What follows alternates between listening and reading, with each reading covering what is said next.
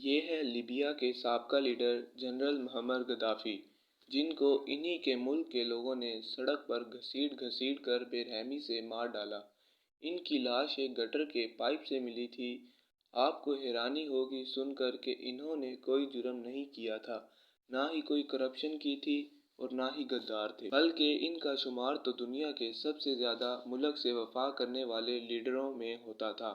یہ اپنی عوام کو اپنی اولاد سے زیادہ پیار کرتے تھے۔ جنرل معمر غدافی کے دور میں گیس، پانی، بجلی بالکل مفت تھی۔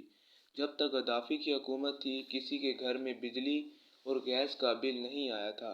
اگر لیبیا کی عوام کو قرض کی ضرورت ہوتی تو وہ لیبیا کے کسی بھی بینک سے بنا سود کے جتنا چاہتے قرض لے سکتے تھے۔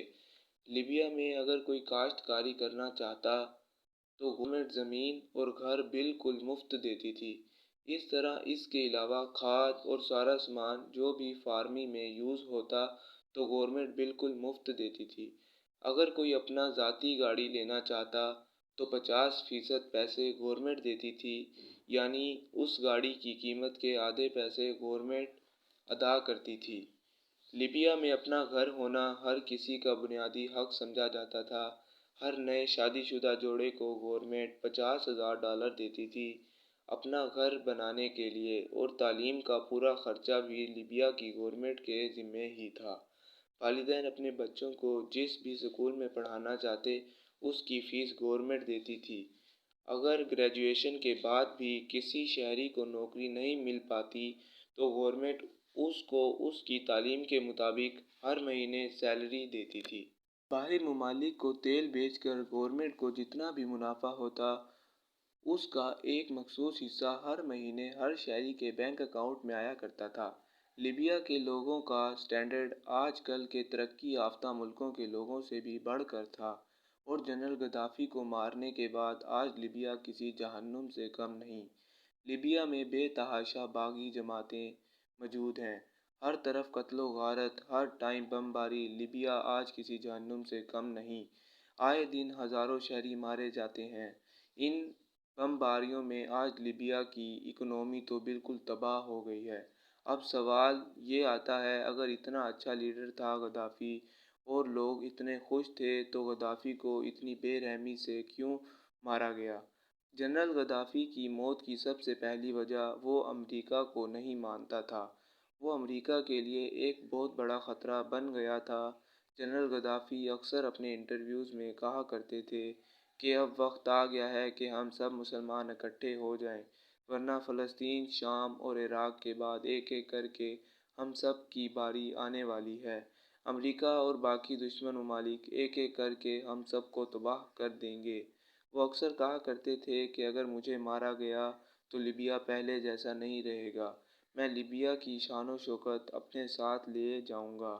اور دوسری وجہ یہ تھی، لیبیا کے پاس بے تحاشا پیسہ تھا اور 143 ٹن گولڈ موجود تھا۔ اس کے علاوہ تیل جو پوری دنیا میں $، میں بیچا جا رہا تھا اور اب دینار اور روپے میں بیچا جائے گا۔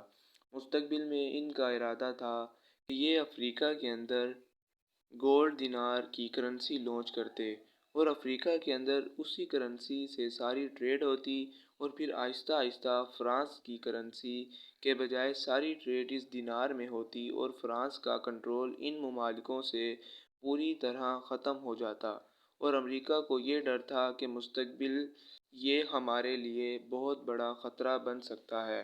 وہ چاہتے تھے کہ کسی طرح اسے گورنمنٹ سے ہٹا دیا جائے، یعنی اس کی گورنمنٹ ختم کر دی جائے یا پھر اسے مار دیا جائے۔ امریکہ بس ایک موقع کے انتظار میں تھا کہ کوئی ایک موقع ملے اور ہم اسے مار ڈالیں۔ 2010 اکنامی کرائسس کی وجہ سے پوری دنیا میں مہنگائی بڑھ گئی اور اس کا اثر لیبیا میں بھی ہوا تھا۔ اس بات کو لے کر لیبیا کے لوگوں نے پورے ملک میں پرامن احتجاج کرنا شروع کیا۔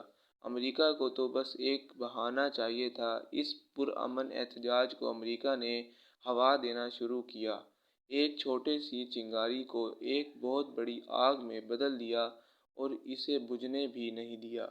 پوری دنیا میں میڈیا کے ذریعے انہوں نے یہ میسج پہنچایا کہ ان مظاہروں کو روکنے کے لیے غدافی اپنے ہی لوگوں پر ظلم کر رہا ہے اور آرام آرام سے غدافی کے خلاف باغی ایک نئی گورنمنٹ بناتے ہیں۔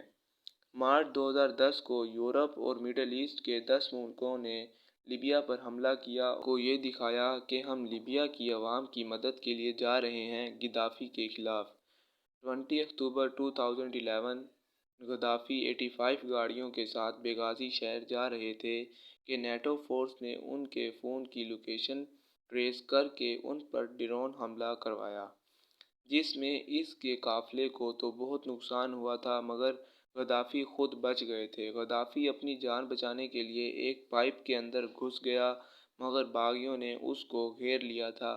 انہوں نے اس کو باہر نکالا اور بہت ہی بے دردی سے اس کو مارنا شروع کیا۔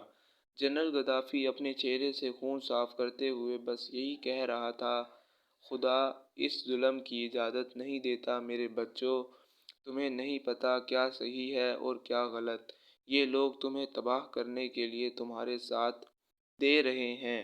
لیبیا کے لوگوں نے اس کی بات نہیں سنی اور بے رحمی سے اسے گولی مار کر قتل کیا۔ 2 دن تک اس کی لاش کو فریزر میں رکھا گیا اور پھر دفنا دیا گیا، اور آج لیبیا کے لوگوں کو غدافی کی وہ باتیں یاد آتی ہیں کہ جب میں جاؤں گا لیبیا کی شان و شوکت کو بھی اپنے ساتھ لیے جاؤں گا، اور باقی آج لیبیا رہنے کے قابل ہی نہیں۔ دنیا بھر کے دہشت گردوں اور باغی جماعتیں لیبیا میں موجود ہیں۔ لیبیا میں شاید ہی ایسا کوئی خاندان ہو جس نے اپنا کوئی فرد کھویا نہ ہو ان واقعوں اور ان دھماکوں میں، اور آج لیبیا کے لوگ غدافی کو رو رو کر یاد کرتے ہیں۔ یہ تھی ہماری آج کی سٹوری۔ آئی ہوپ آپ کو پسند آئی ہوگی۔